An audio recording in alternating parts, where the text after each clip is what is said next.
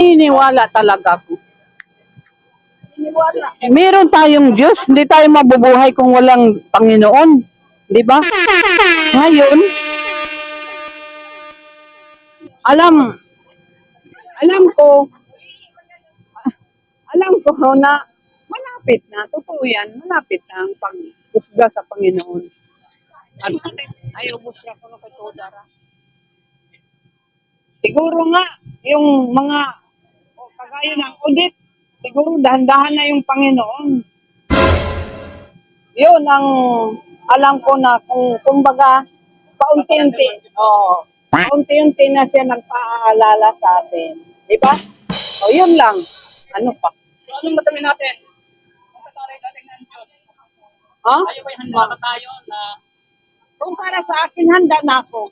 At nagdasal na ako. Talagang binigay ko na sa Panginoon ang buhay ko. narespeto mo sa lahat ng mga tao na pabayaan na wala pang isang wala may Diyos? Magtitiwala tayo, magdasal tayo lagi sa Panginoon. Yun lang ang paano ko sa kanila. Talagang magdasal tayo, maniniwala tayo. Kung lahat, magsamba sa Panginoon. Yun lang. At maging mabuting tao tayo. Talaga. Kung talagang gusto mo na nasa Panginoon ka, gawin mo ang mabuti